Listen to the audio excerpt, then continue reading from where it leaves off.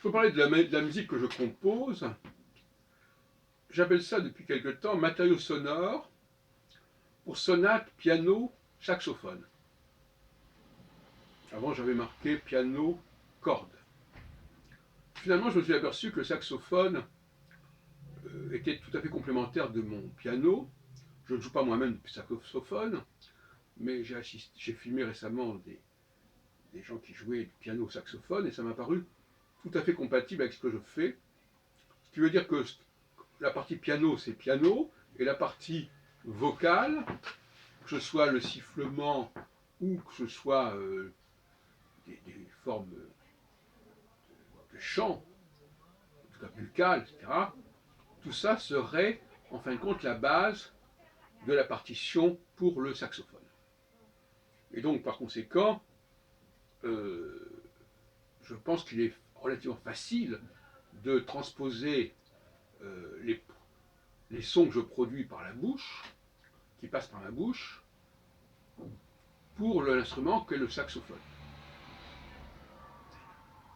Donc je parle de matériaux sonores désormais pour sonate, piano, saxophone, et j'espère qu'un de ces jours, il y aura en effet des sonates pour piano et saxophone qui seront composées, transposées, transcrites euh, pour justement cette forme piano-saxophone. Je dis également que le matériau sonore que je produis est pour piano, ce qui veut dire aussi que la façon dont je joue du piano peut tout à fait être transposée pour un jeu plus traditionnel. Il y a un temps pour la composition, il y a un temps pour l'interprétation. Et il faut que chaque temps ait sa spécificité, son autonomie. Donc moi je dis matériaux sonores pour piano et saxophone, tout en sachant que ma façon de jouer du piano n'est pas forcément conventionnelle et que ma façon de produire du son qui pourrait servir pour saxophone ne relève pas du saxophone. Mais c'est sa finalité, je dirais. Voilà. Il y a un temps pour chaque chose et chacun a un rôle à jouer dans le processus musical.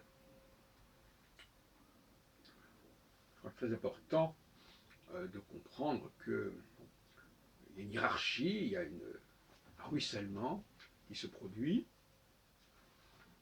et que le compositeur, lui, il n'a pas les mêmes obligations, les mêmes devoirs que l'interprète. Il n'a pas à savoir, en tout cas c'est ma conception de l'improvisation, il n'a pas à déchiffrer une partition, à, à, à servir cette partition, c'est pas du tout son travail. Et inversement, l'interprète n'a pas à composer d'œuvres, ce n'est pas son travail. Même si on peut imaginer des gens qui ont les deux casquettes. Bon, jusqu'à un certain point, ça peut se concevoir, bien entendu. Mais